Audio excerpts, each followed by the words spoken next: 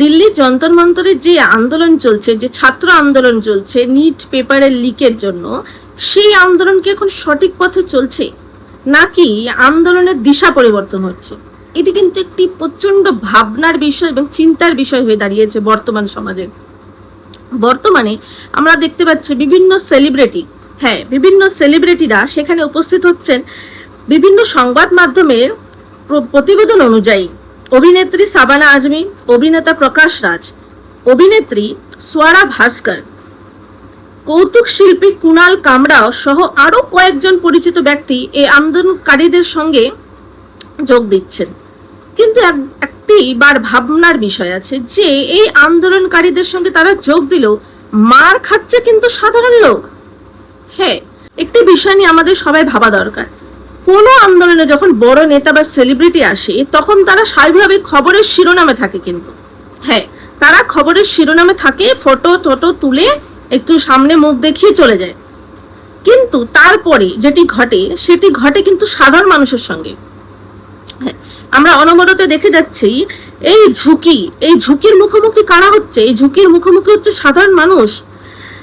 পড়াশোনা, ভবিষ্যতে পরিবারের কথা খুবই ভাবার দরকার। এখন যে স্টুডেন্টরা মার খাচ্ছে, যাদের নামে এফআইআর হচ্ছে, তাদের ভবিষ্যৎ এখন অনিশ্চয়তার মুখে।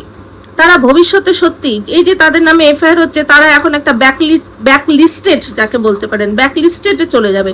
সুতরাং তাদের ভবিষ্যৎ নিয়ে মা বাবার একটু কনসার্ন হওয়া উচিত যে এই আন্দোলনে, বিশেষ করে যারা এই নিটে পরীক্ষা দেয়নি, তারা এই আন্দোলনে যখন যুক্ত হচ্ছে, তাদের ভবিষ্যৎ আরো অনিশ্চয়তার মুখে।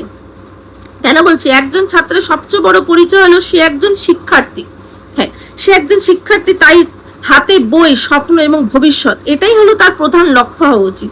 তাই কোনো আন্দোলনে যোগ দেওয়ার আগে বিষয়টি ভালোভাবে বুঝতে হবে যে আন্দোলনটি আমাদের রাজনৈতিক আন্দোলনে পরিণত হচ্ছে কিনা।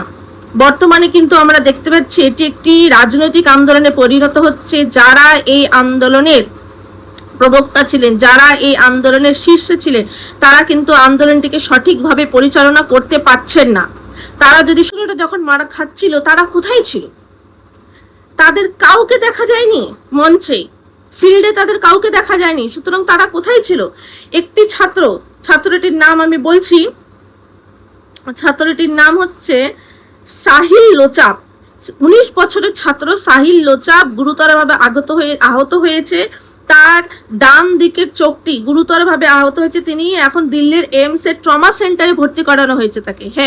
দিল্লির এইমস এর ট্রমা সেন্টারে তাকে ভর্তি করানো হয়েছে। চিকিৎসকরা তার চোখে অস্ত্রোপচার করেছে, অর্থাৎ তার চোখে অপারেশন হয়েছে, এবং বিভিন্ন প্রতিবেদনে বলা হয়েছে যে তার একটি চোখে এতটাই গুরুত্বপূর্ণ আঘাত, এতটাই গুরুতর আঘাত লেগেছে যে তার দৃষ্টিশক্তি চলে যেতে পারে। তাহলে ভাবুন, তাই এই আঘাত কিভাবে লাগলো, কে এর জন্য দেয়, তা নিয়ে এখনো বিতর্ক আছে, তা নিয়ে এখন একটি সংশয় তৈরি হয়েছে। বিষয়টা নিয়ে ভিন্ন ভিন্ন পক্ষের ভিন্ন ভিন্ন মতবাদ দেখা দিচ্ছে। সেটা ব্যাপার না, ব্যাপারটা হচ্ছে এই যে ছাত্রটি যে এইভাবে আঘাত হলো, তার দৃষ্টিশক্তি হারিয়ে যাওয়ার একটা প্রবণতা রয়েছে। ভাবুন, একটি ছাত্র দৃষ্টিশক্তি হারিয়ে গেলে তার ভবিষ্যৎ অনিশ্চয়তার মুখে পড়ে যাচ্ছে। তাহলে আমরা আমাদের সন্তানদের কোথায় ঠেলে দিচ্ছি? যেই সব ছাত্ররা, আবার বলা হচ্ছে আজ যদি কোনো ছাত্র আহত হাসপাতালে ভর্তি, তার পড়াশোনা বন্ধ হয়ে যাবে, তার ভবিষ্যৎ অনিশ্চয়তার মুখে পড়বে। তাহলে এই কষ্টটা কে বহন করবে? সেই ছাত্রের পরিবার বহন করবে, সেই নেতা মন্ত্রী, এরা কিন্তু বহন করবে না। এই যে অভিজিৎ দীপকে, এই ব্যর্থ এই আন্দোলনকে চালাতে। সুষ্ঠু সঠিকভাবে ছাত্র আন্দোলন যেটি ছিল একটি শান্ত, অর্থাৎ তারা বলেছিল যে আমরা শুধু আন্দোলন করব, কোনো হিংসাত্মক কোনো ঘটনা যাতে না ঘটে, এটা তার দেখার দায়িত্ব ছিল। কারণ তিনি সেখানে প্রবক্তা ছিলেন, তিনি সেটা ব্যর্থ হয়েছেন। তিনি নিজে ব্যর্থ হয়ে একজনকে কি করে বলছেন যে তার রিজাইন দিতে হবে? এটি একটি দেখার বিষয় আছে। এইভাবে পুলিশকে মারা বা পুলিশ এইভাবে ছাত্রদের মারছে, এই আন্দোলন কিন্তু একটু অন্য রূপ নিচ্ছে। তাই প্রতিবাদ করুন, প্রশ্ন করুন, নিজের মত প্রকাশ করুন, কিন্তু নিজের নিরাপত্তা, নিজের পড়াশোনা এবং নিজের ভবিষ্যৎকে কোনোদিন অনিশ্চিত মুখে ফেলবে না।